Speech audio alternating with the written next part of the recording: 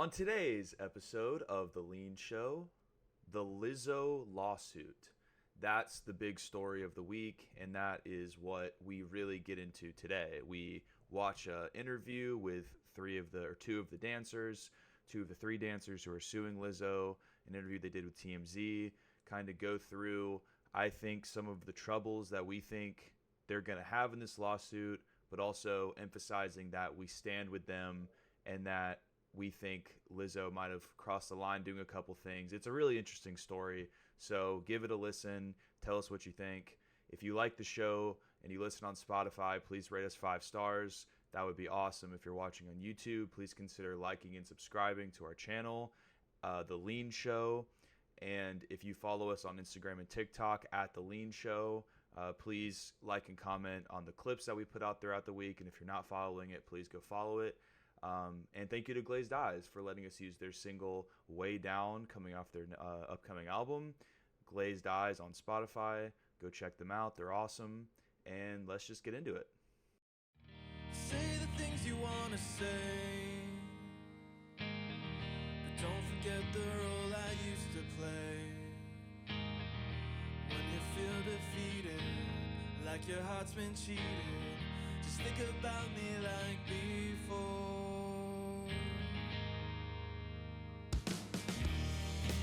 Hello, and welcome to The Leen Show. My name is Lee South. That's Kathleen Lipham. This is episode 5 of The Leen Show, the big 5. Heck yeah. And Kathleen, how are you doing today? I'm doing well. Another Saturday episode, so understandably I'm a bit hungover, but I was saved by the almighty capital C, and I don't mean Christ. I mean Chick-fil-A. They go hand in hand, don't they? Yeah, they do. They do. Chick-fil-A has really been cleaning up our neighborhood, actually. We have a brand new Chick-fil-A right down the street, and it's kind of like a tough strip. Lots of deals going out on the streets, lots of crime happening there, and then next thing you know, Chick-fil-A comes into town and they just clean the streets. Like, they literally have, like, staff outside, like, just, like, making sure people aren't loitering. Like, it's so crazy. Their customer experience is just, I mean, their customer service is just amazing. Like, even in Atlanta, they're literally cleaning up the streets. Do they say, like, my pleasure as they're, like, kicking out a homeless person, like, from the premises? Who's, like, I'm sure. You know, do they like go, do they still, like, keep up the act, like, no matter what they do? Oh yeah, I mean, I think that's the number one rule with Chick-fil-A. I mean, you can't break that. They're brainwashed to say my pleasure. Yeah. I saw, like, it's funny you say that. The Chick-fil-A I go to in Pensacola, Florida, there's one guy who I go there for breakfast mostly these days, and so I'll get there at like 9:30, 10 o'clock, and there's just this one guy. Every single time I've seen him, he's sitting like maybe an inch behind where the Chick-fil-A property line is, and he's just sitting there smoking Black and Milds all day. That's all he does. They're like, sir, they're like, this is the line. They're like, you literally have to stand like 1 inch behind it. He's like, sure, yeah. Yeah, there's a guy a guy at our Chick-fil-A that he's the manager that calls Sam boss. Likes to call Sam boss. It makes me mad. It makes me jealous every time he's like, all right, boss. He's like, I can do that for you, boss. Here you go, boss. I'm like, hey, I'm right here in the passenger I like seat. that. I'm like, I'm literally right here. Stop calling my man boss. And he says it like I that bet he too. loves Boss, boss. Like literally exactly like that. It's so theatrical. I love that. I bet Sam loves that too. No, he does deep down. He's like, oh shit, That's a man. big confidence boost. I am the boss. Yeah, man. You know who else is a boss? Tina Fey? Oh. I mean, Wrong sure. segue. Okay, no, sure. Okay, we can talk about that for like 30 seconds. Who cares? I don't know. Who cares? No. It's not who cares. It's that this is devastating fake news. Like, let me... Sorry, can you say what the story is? Yeah, first, let me back up. People don't know. Yeah, so I posted this on my Instagram. Obviously, you may have seen or not, there's like articles circling around that Tina Fey is rumored to be taking over from Lorne Michaels and being, you know, the director, producer, whatever of Saturday Night Live. NBC just came out, like literally, like basically this morning, and we're like, we are firmly debunking and denying like these rumors that Tina Fey is taking over. Like, Lorne Michaels has no plans to retire. This is not even remotely true. Just like super annoying. Like for me, it was really exciting because, as y'all know, I'm like the biggest 30 Rock fan. So for me, it's like that would be so amazing, and what a full circle for her to start her career essentially on Saturday Night Live, become head writer on Saturday Night Live, then make her own show, which is now her claim to fame, about being essentially a Lorne Michaels figure at Saturday Night Live, to then become that in real life. Like, that'd be so amazing. But no, none of it's true. I'm not surprised. Like, why do I feel like they wouldn't let a woman take over? Like, why do I literally feel like they're not going to let a woman take over that show? Because it's just so That's old-fashioned. not true. I don't know. I mean, obviously, like, there's plenty of women that have made their careers at Saturday Night Live, but I don't know. It goes all the way up to GE, so.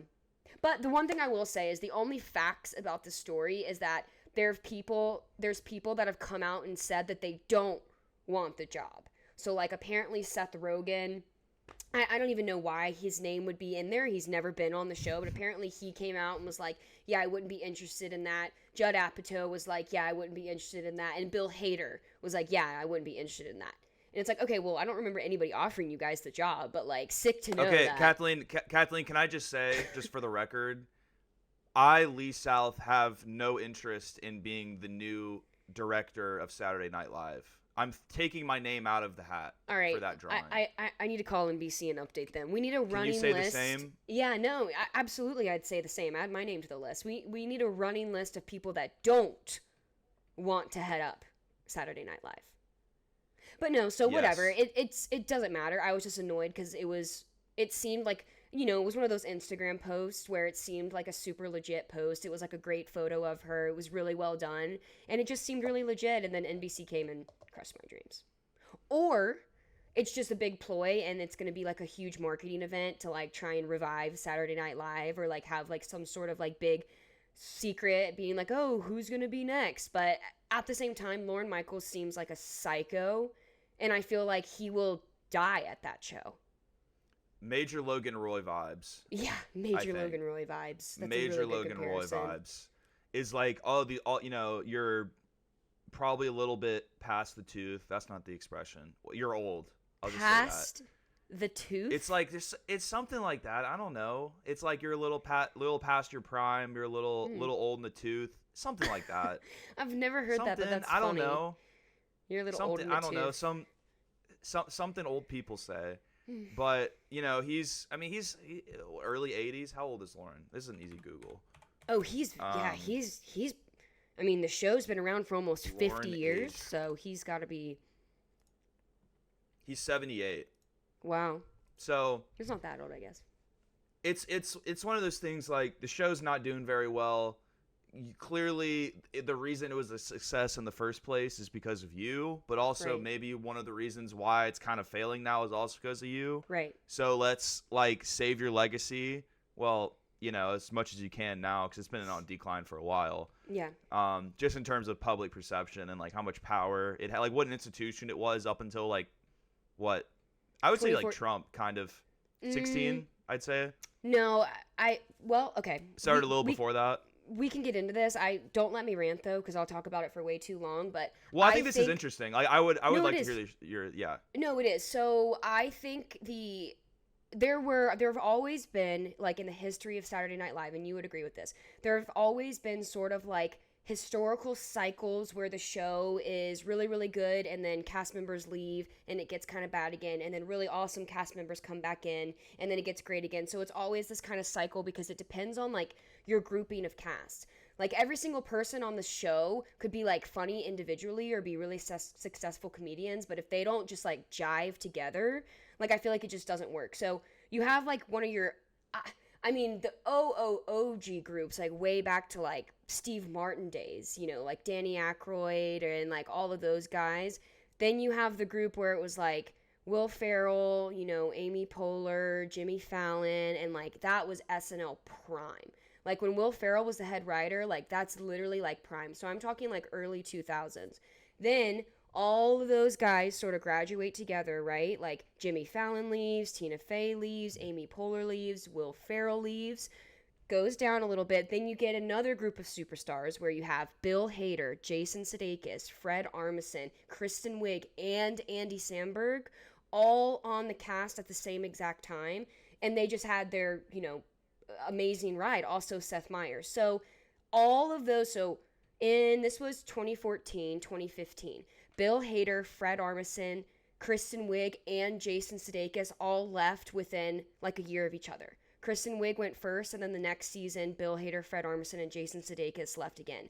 In my opinion, that was the end of like SNL heyday. Like that is the point for me when I stopped watching it like every weekend. And like I literally like I lost interest, and I would only see clips every now and then and be like, oh, that's funny. But that's when I lost interest. And I don't know if anybody else agrees with that, but I think that was the last time that they had their peak.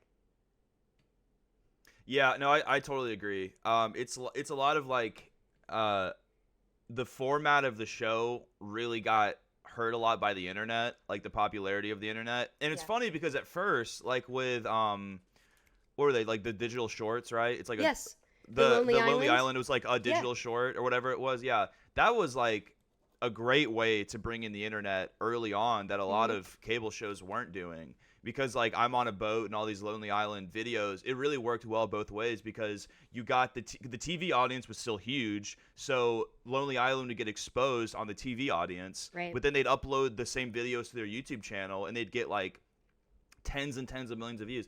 I mean, like I'm sure right now, I don't want to look at it because it's just like, but like I'm sure I'm on a boat has like 150 million views on YouTube right now. Oh, definitely. Definitely. I mean, all those videos are so successful. Yeah, so 74 million still. No, and I get what you're saying too. It's like SNL used to be kind of a place where it was like, oh, it's going to be a surprise what they're going to do. And now, like, even going back to what you were saying last week, the way we consume news and just the way we consume media now is so fast. It's like SNL they can't even keep up. You know what I mean? It's like you can predict what they're going to talk about, or they just do stuff where they latch on to a character like Donald Trump. And maybe that's the point you were going to make earlier when you said that you think it sort of started going downhill with Donald Trump. And it's not that the Donald Trump jokes were bad. I mean, Daryl Hammond has an amazing Donald Trump impression. Alec Baldwin's impression was pretty spot on, and it's funny, but it was just used over and over and over and over and over and over and over again to the point where it's just like, okay, like any segment that's getting used like that. The other thing I was going to say is after that group left, they then tried to have like a sort of revival. I don't know if you watched like the SNL 40, which I'm assuming they're going to do for the 50-year anniversary. But for the 40-year anniversary, they had like literally everybody that's still alive back and like had this whole big revival. And that was 4 or 5 years ago. And now it's just like, I couldn't name a single person that's on the cast still. It's 2016, I think, right? Didn't it start in 76? Yeah, I think so. So that was 7 years ago then. Wow.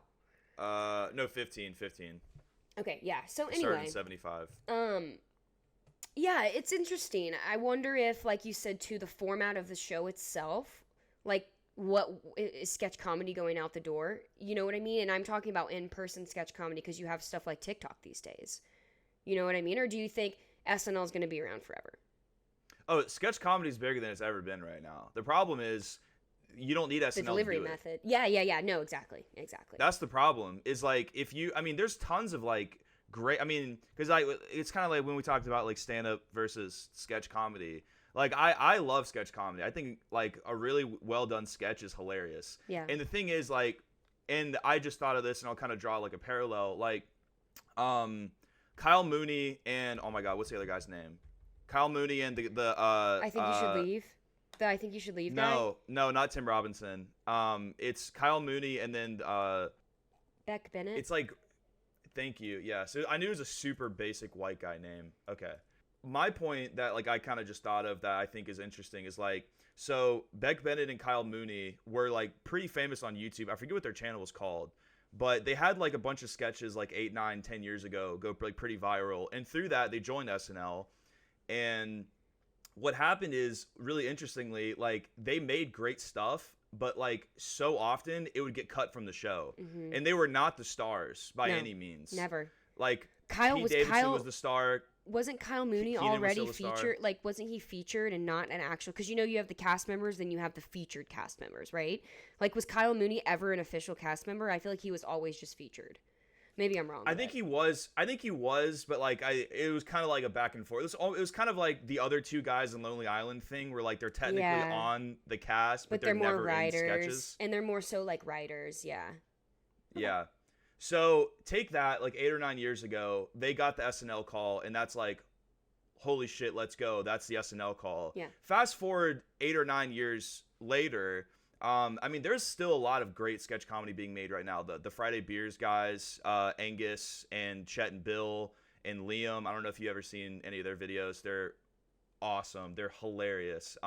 Like the entrepreneur sketches where it's like a guy in a suit and he's like speaking in front of a classroom, but it's like really overly exaggerated. No, I don't think I've seen that. I'll have to look it up though. I'll show you a couple. Like they're really really funny. Nice. Shane Gillis and Gillian Keeves. I forget the other guy's name. Oh my god, their podcast is literally so funny. It's also, not Matt SNL. McCusker, it's another guy. Oh, okay. It's another the guy.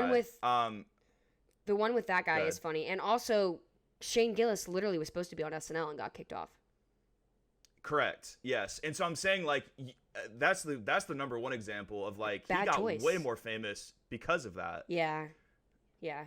Like he is like it's called Gillian Keeves. He's like a super funny, wildly successful sketch comedy YouTube channel now. Oh, I didn't know that. After that. I just listened to his sketches are really good. He has one where it's like he's like a car dealership and like his name's Bob Isis and he's like stop affiliating me with ISIS. My name is Bob Isis. I just want to sell you a Toyota.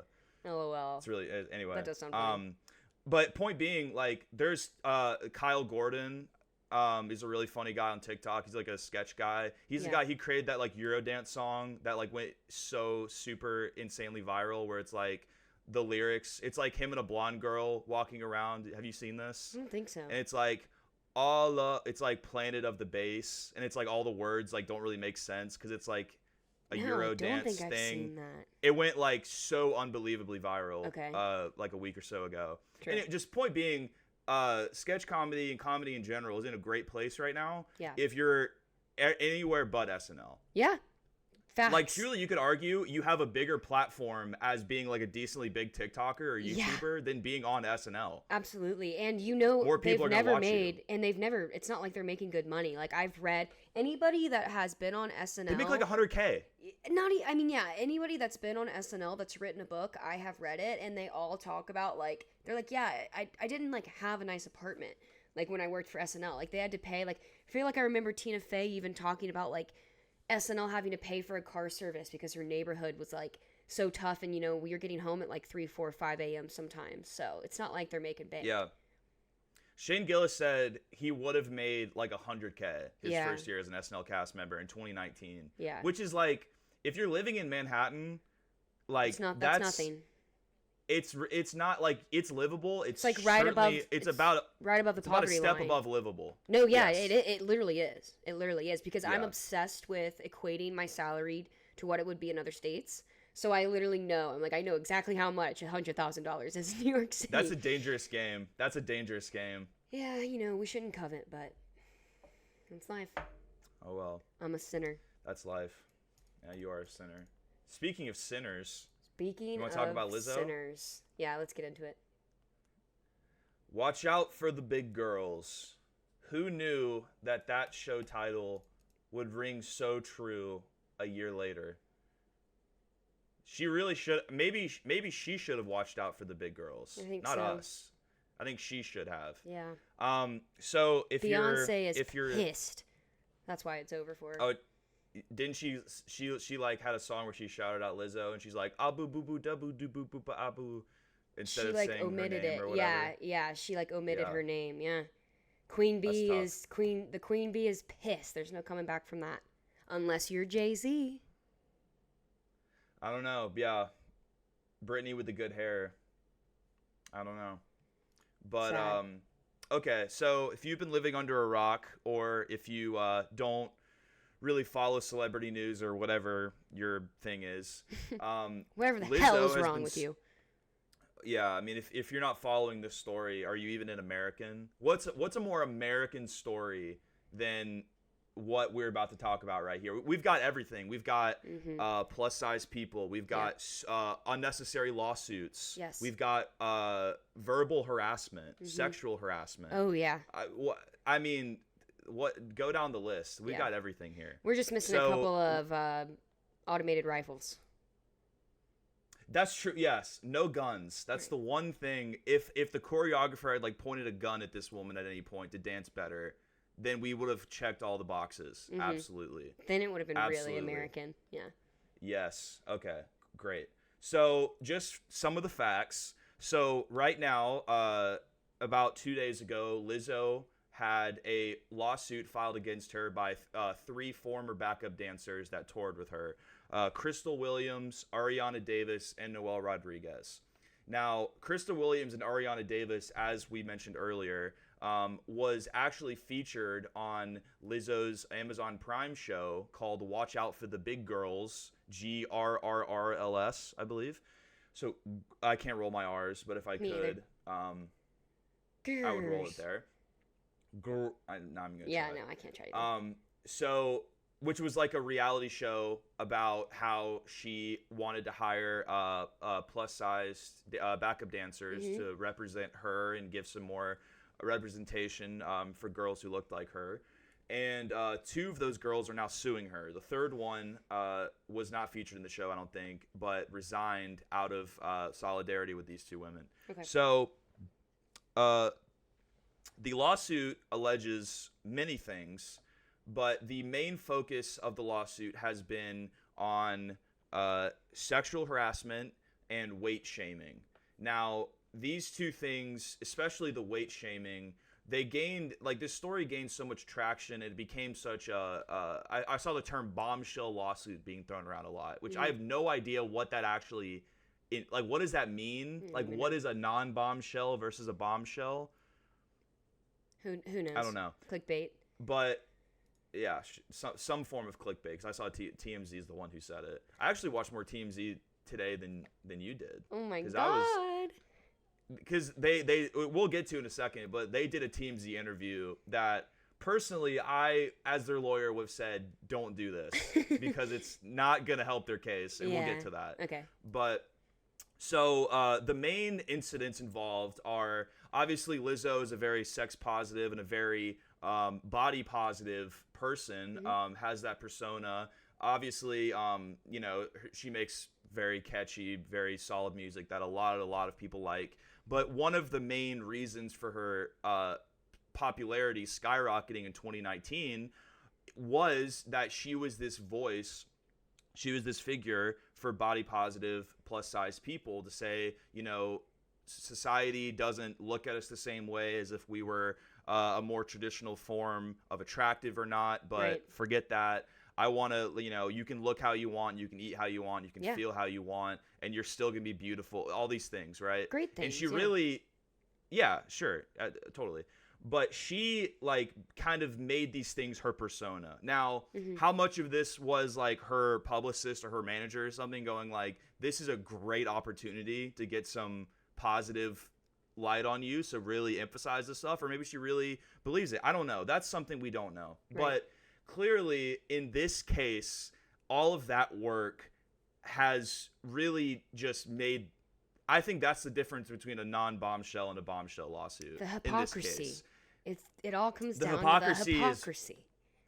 Yes. The hypocrisy is bad. And that's really, because if you're a Lizzo fan and you're like, well, her whole thing is like she hired these plus size women to dance with her because she wanted to hire people who looked like her and give jobs and opportunities to those people. So now she's calling them fat and making fun of their weight behind the scenes. Like, what's going on here? It's not funny. Like, it's not funny. I'm just thinking about the memes. What are you doing? It's kind of like the pot calling the kettle black here. I don't know. It's kind of what are you doing? It's the pot calling the kettle fat here. Nice. That's way better. Good one. Thanks. I like that. Okay, so as far as the weight shaming goes, the main allegations are from Ariana Davis on this one, where Lizzo and her team were kind of insinuating around some tour dates that they were doing. She was kind of insinuating that Ariana was struggling a little bit. She was maybe gaining a little bit of weight. Maybe her performance, as far as the dancing went, wasn't quite up to par with how Lizzo wanted her performance to go. And her and her team would kind of like bring up comments saying like, well, is everything okay? Like, what's wrong? Whatever. And Davis claims that through these meetings, she eventually confided with Lizzo that she was diagnosed with binge eating disorder. And that kind of clarified a lot of what Lizzo and her team's thoughts were.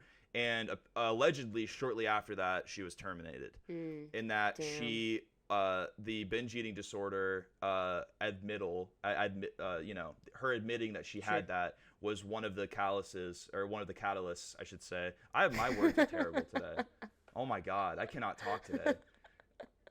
Sorry. One of the catalysts for her termination. Damn. And that's shitty.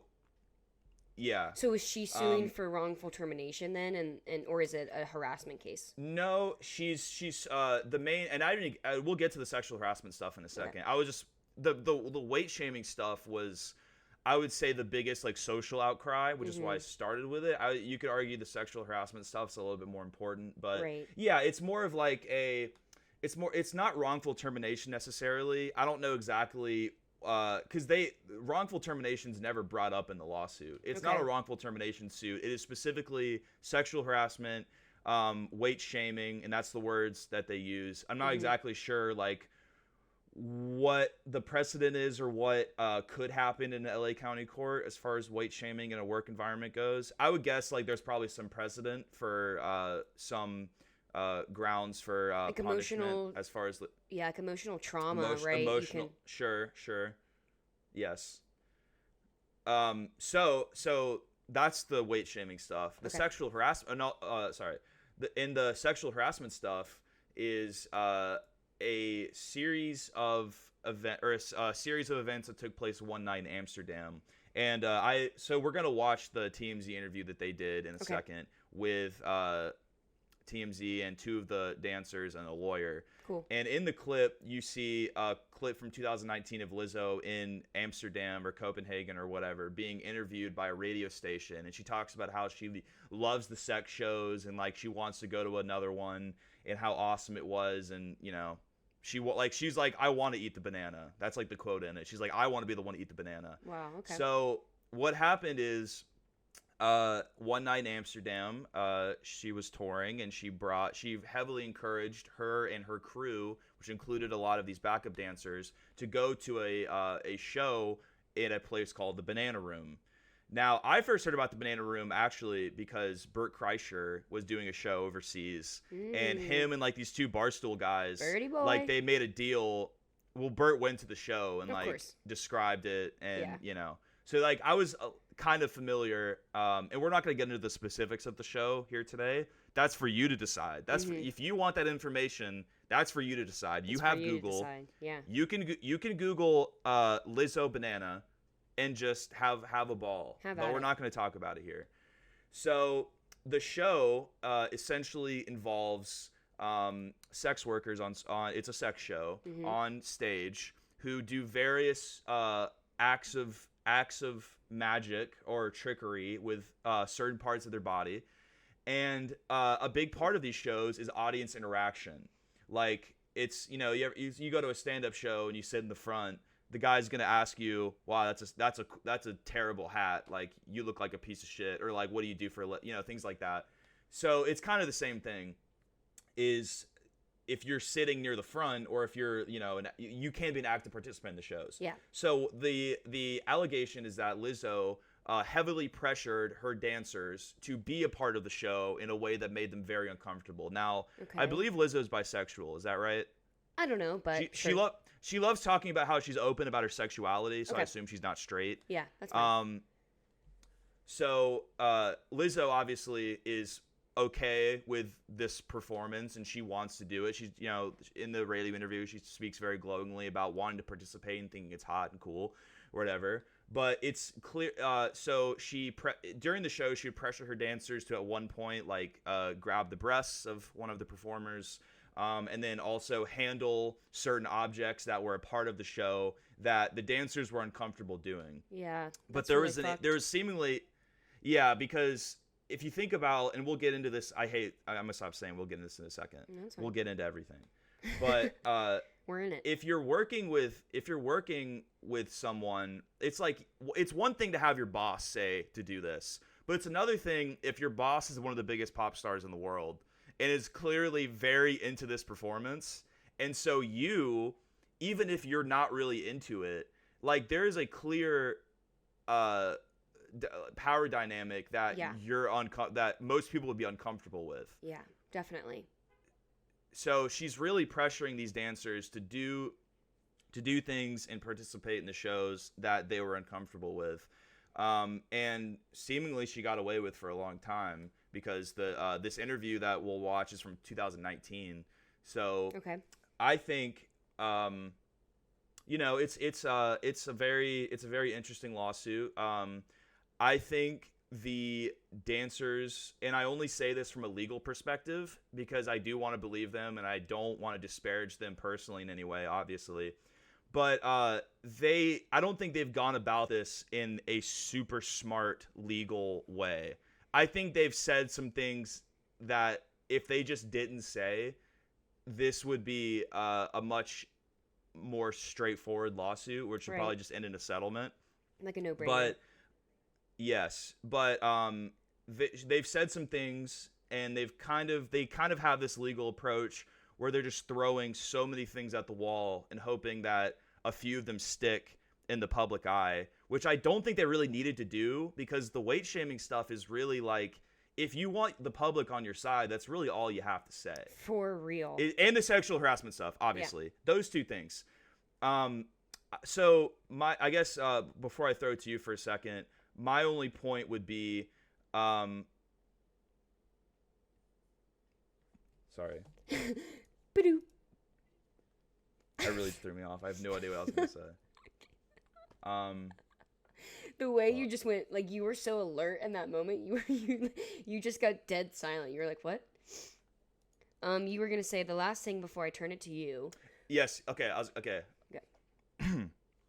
And the last thing I was going to say before I throw it to you is, clearly, like, Lizzo is fighting this.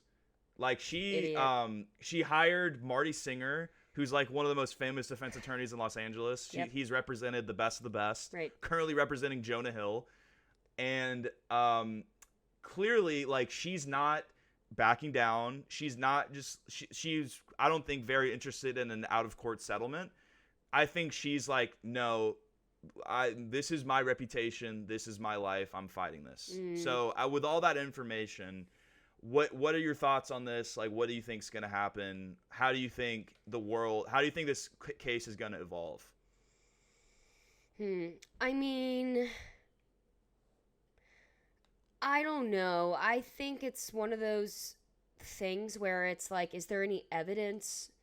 You know what I mean? Like, what is the evidence that these women can provide saying that they were, like, forced into this? I guess kind of what you were saying earlier about the whole power dynamic, and, like, I think there's an issue with celebrities where I think a lot of them are aware of, like, the power dynamic and aware that they have power over others. And I think other celebrities maybe don't realize that. So I could see a situation where Lizzo's like, oh, like, what are you guys talking about? Like, we were all in Amsterdam. We were having a good time. Like, these are my girls. These are my backup dancers. I was just trying to make sure they had a good time. Like, I didn't tie anyone up. I didn't hold anyone down. Like, I don't understand. But the other side of that coin is, like you said earlier, put the shoe on the other foot and you are in Amsterdam with your boss at a live sex show. Who knows if they wanted to be there or not? Who knows if they felt like, oh, there's going to be repercussions if we don't go to this, or, oh, maybe we're going to be fired. Like, we don't know the other details. And it's like, maybe Lizzo has a history, and maybe you're going to get into this, but I'm not sure yet. Maybe Lizzo has a history of, like, being hard to work with, or being you know, overreactive or something like that. Like, I feel like it's just tough because we don't have any evidence and we don't have any other context. So it's almost like a he said, she said, except it's like she said, she said. I totally get Lizzo not wanting to settle. I mean, I think that's classic, right? Like, settling is, whether you believe this or not, people just view settling as like admitting guilt, essentially, right? And being like, okay, cool, like I did this, you know, I'm gonna pay you so that you feel better or something, right? I mean that's what the money is all about, like paying you for what you went through, paying you for your trauma, whatever. So it does make sense that she's not just gonna roll over and pay him off, because then you look like a, you know, classic predator. Like, you just look like a, you know, big white business guy that's gonna be paying people off. Yeah, totally. I totally agree. There is some, I didn't prepare this necessarily, but there is a little bit of evidence from now and before that she might be like a little difficult to work with or a little full of herself. There's a tweet from Jid, J-I-D, the rapper, who I don't know when this was from, but I just saw it. It was pre all this. He said he went up to like Lizzo's trailer at a music festival and said just like, hey, I'm a big fan of you, I love your music. And he's like, the quote is like, she looked at me like I had shit on my shirt. Like, she just like did not give a single fuck about any of the compliments she was getting from him. She was just like, why are you here? Who are you? Yeah. So maybe not the nicest. She doesn't seem particularly like humble. She doesn't, which is fine. I don't know. Like, humble is a thing. Like, you can be a good person and not be super humble. Yeah. But at the same time, like, if you have the opposite of being humble is kind of like having an ego and being very overconfident in yourself, and I think that's kind of what's happened. Yeah. She's a bit of a bully. It's pretty difficult. What was that? She's a bit of a bully, it seems. Yeah.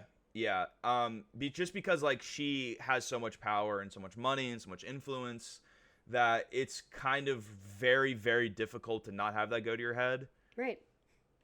So, okay, so this is a good time, I think, to watch the TMZ interview. So, I gotta say, I'm a little surprised at this.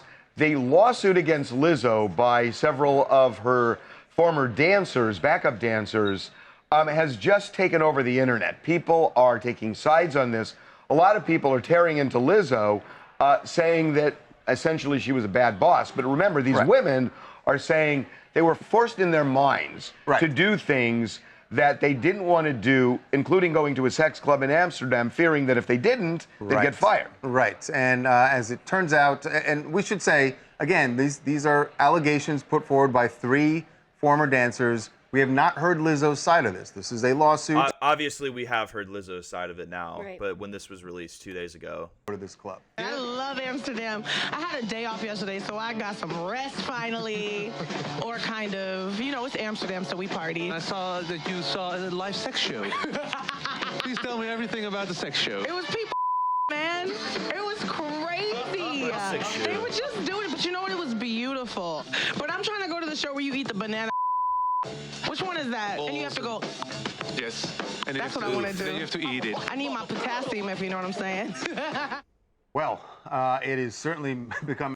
Right. Okay. So we're going to watch another part of it, but just really quick, like, yeah, imagine telling her how enthusiastic she just sounded. I mean, she sounds like that's like the most fun she's ever had her entire life was this show. Yeah, for sure. And it's clearly a huge part of like, this is so awesome, right, guys? Yeah, definitely.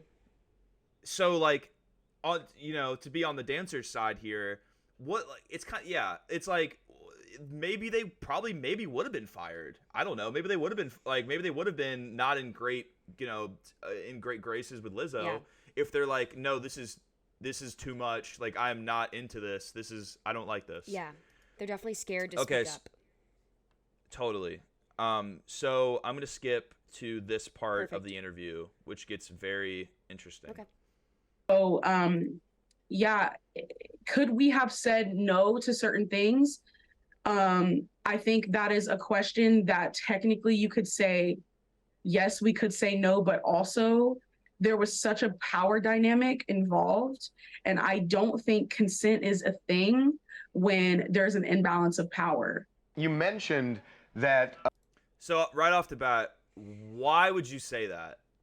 Yeah. From a legal I feel like- perspective, why? Like I get, like we get what she's saying, and I agree. The consent line we just kind of agreed with. Yeah, we agree. But why would you say that? Why would you say that? Why would you say, well, I don't really know. That's not for you to decide what you really know or not. Yeah. You just say what happened, and then either Lizzo and her legal team will decide that and then settle with you, or it'll go to court and a jury will decide that. Why would you say that? Yeah, her lawyer. I feel like her lawyer was looking at her too and was like, "Oh my god, oh my god, oh my god," you know. Or he's a terrible lawyer. Right after she says that, he gives her a look like, a side eye. What did you just do? Yeah. And then she like very immediately, bombastic side eye. She like immediately mentions the power dynamic. Like he's like, mention the power dynamic, which I think I do agree with that point. Like I think that the lines of consent are very, very, very blurry when there's a power dynamic involved. And, you know, like, people don't want to tell their bosses no. They don't want to upset their bosses, you know? They don't. I mean, it's just, even in everyday situations with normal jobs that have nothing to do with sex shows, like, people don't want to disappoint their bosses. Like, they don't want to disappoint the people that they're reporting to that are helping their career. So it definitely is a blurry line. But, yeah, that was a... Also, like, what was she... Like, she was just babbling, right? Like not her fault, but just bad interview training, bad PR training. But I totally agree with, and I think the problem is I don't think these women were ready for the spotlight. And when I say this, I mean they were not ready. They were not ready for these interviews because they needed a little more media training. They needed a little more, you know, because they're dancers. They're not podcasters. Like no one could do what we do, right? This is like high level stuff. I'm kidding, obviously, but. Yeah, no one could do what we do. They clearly did not have proper media training because this is honestly part of the lawyer's fault. Definitely. Is like, why are you doing this? Yeah. Like, you don't have to do this. It's TMZ's job to ask for this interview, but it's not your job to accept it if you're not ready and you don't know exactly what you're going to say. Yeah. Because if you're putting this in a legal world, like every single word you say is part of it. Yeah. Like you can't just, I accidentally said that. Well, that's bad. That's really bad. Yeah. So let's just keep watching. Like, are you okay? Why do you seem different? We can see right through you. Someone literally told me that we can see right through you. Someone being the choreographer, and that was right before a private meeting that they had pulled me into, disguising it as a safe space to tell us what's wrong. And in this meeting, she stated as well that, you know, dancers get fired for gaining weight. And then she kind of paused and looked at me, and I still don't know if she really meant to single me out in that moment. She was like, well, I don't actually know if she meant if she was singling me out or not. Like, they like, she's like she's contradicting. Why would you say that? I feel so bad. Of course, why would you say that? Like, of course, I'm like on these women, on the side of the women, of course, and like I believe them. Totally. But yeah, they're just like poor girls. They're just like babbling at this point. Like I was like, what are we talking about? It reminds me of that interview with Jeremy Strong from Succession, where he's like, well, you know, when I was thinking about how to perform it dramaturgically, you know, the performance and the dramatics of the performance was really at the helm of the drama of the performance itself. It was at the helm of the performance when I walked. Like literally, where it's just like, holy crap, what are you talking about? And yeah, the lawyer was sitting there the entire time going like, I hate myself, I hate my job, I hate my life. Like, yeah, he's just like, wow, what a mistake. What a mistake. Wow, we should not be here right now. It's giving the episode of The Office where like the whole company gets in trouble because a disgruntled employee sent out like a nasty watermark on all of their paper. And it's like not that big of a deal, but Michael's like, I gotta call the press. And they're like, why would you call the press? Like, it's not that big of a deal. And he ends up doing it. He like literally like calls like Froggy 101 and like just exposes himself. Yeah, totally. No, it's just like, if you, again, like, I'll just say it just one more time, just so we're all clear. Like, I think Lizzo is probably pretty difficult to work with, and I bet that she's probably pretty annoying, and I bet that she's probably pretty full of herself, and I bet that if you can't offer her something in return, she is not going to give you very much. That's fair. And I'm sure she's very difficult to work with because her standards are so high. She thinks so highly of herself and her art. I'm sure that's all true. That being said, like literally, if you look at word for word, what it was, Ariana Davis, I think Ariana Davis was the one speaking. Two things. One, she says they tiptoed around the idea because they're so afraid of cancel culture. So, okay, fine. But if you look at like what she actually said, she's like, yeah, they asked me if I was okay. Right. And they asked me if I was doing well. Well, what are they supposed to say? Right. What's wrong with what that? What's wrong? Like, you're saying you're suing her because, oh, like, she asked me if everything was okay and then if I needed any help. And that if I needed help, isn't that what you're supposed to do? Yeah, I can just picture, like, just some, like, bulldog lawyer. Well, we know who. What's his name again? Brian? Marty Singer. Just in court, like, repeating that testimony back to them and just, like, completely turning it around on them. What other cases, just out of curiosity, what other cases has he covered? Or just, like, who else has he defended? Also, you mentioned Jonah Hill. Is Jonah Hill getting sued over something, or I thought he just got canceled? I'm not 100% sure. Okay. So he represented Bill Cosby, Charlie Sheen. Yikes. In a legal battle over 2.5 Men royalties. John Travolta, Jim Carrey, Zooey Travolta's who I Deschanel. remember. Yeah, Ricky Martin, Kim K, for something regarding her wedding with Chris Humphrey. Jonah Hill. Zoe 101 alum Alexa Nichols recently said actor Jonah Hill assaulted her during a party when she was 18 or 16 years old and he was 24. That's right. So which I do remember that. Yes. Bruce Willis, Kevin Costner, Tristan Thompson, list goes on and on. So if she was going to get anyone to like fight it, this is the guy to get. And so there's that, and the other thing Ariana said immediately after is in a meeting, the choreographer said, if you gain too much weight in this industry, you can get fired or something along those lines. And she gave a very quick glance towards Ariana.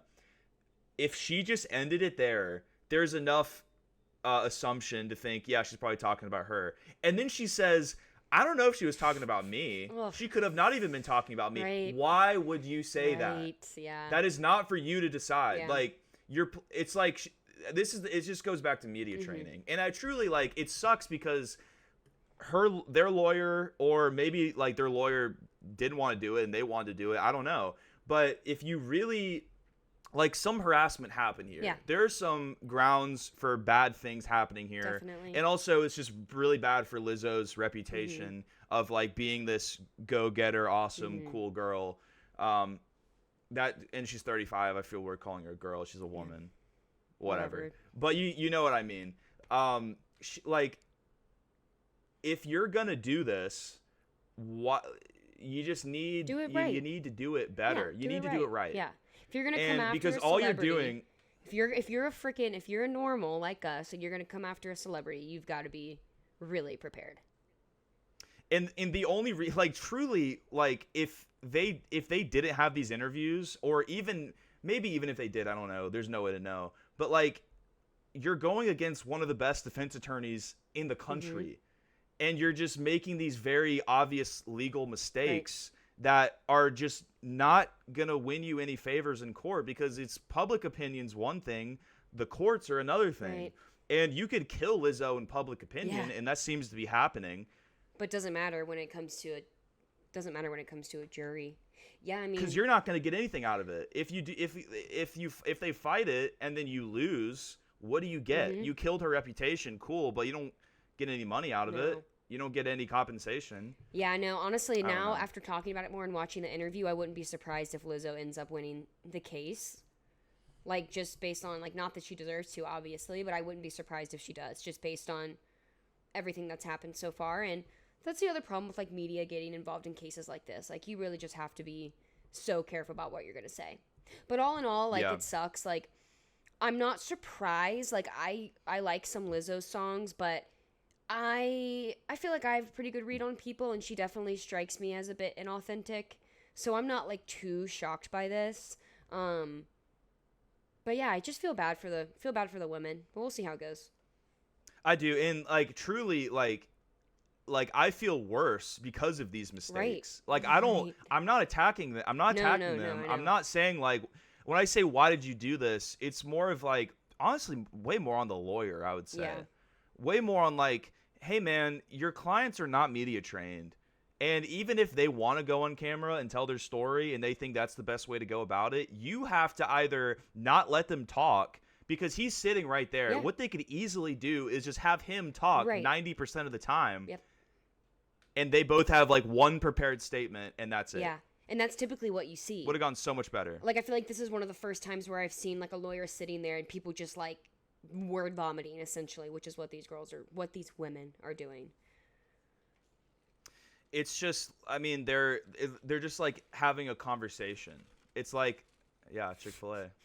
How about that? This episode's sponsored by Chick-fil-A.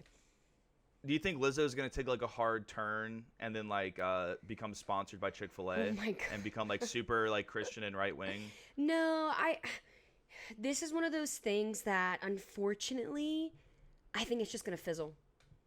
I think it's gonna fizzle and she'll be fine. What do you think? Totally. Yeah. 100%.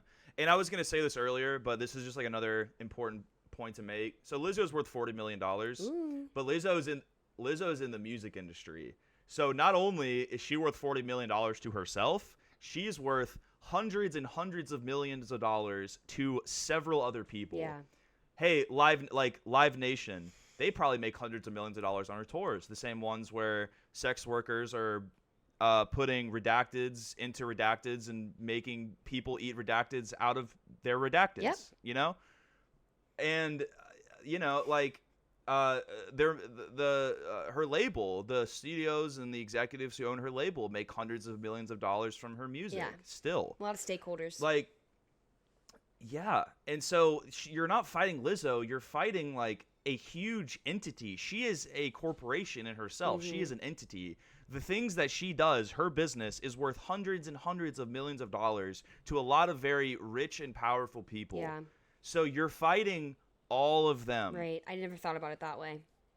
Damn. It's just true. It is It's just true because in the music industry, like musicians make a lot of money relative. Well, they make a lot of money relative to like other things, but like a lot of musicians, like, you know, they make way more money for other people representing them, their agents, their studios, Live Nation for touring, things like that. They make all the money, really. They make a vast majority of the money. Yeah. And then that sort of eventually trickles down to the artist.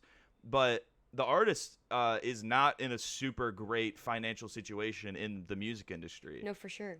For sure. So you're fighting all, I mean, good luck. Yeah. And truly, good luck. Literally good luck. But if you're making these, like, if two 24-year-olds with zero legal experience can watch this and go, well, that's a hole. Well, if I was a lawyer, I would say this.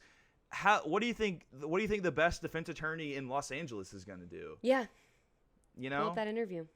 Yeah, literally. That's what he's going to do. Yeah, it's a bad situation. I wish the girls had a better attorney, or at least I wish the girls wouldn't have done the interview, just so like we could have actually had a decent trial. Like at least they would have had a chance. I think their chances are very slim now.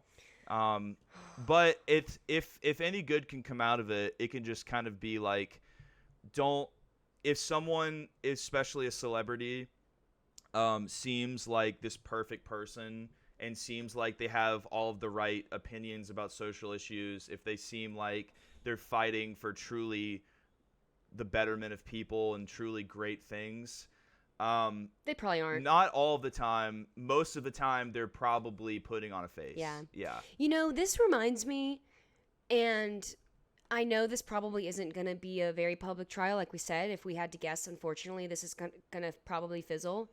But this is reminding me of the Johnny Depp Amber Heard trial. And like, damn, man, I miss that.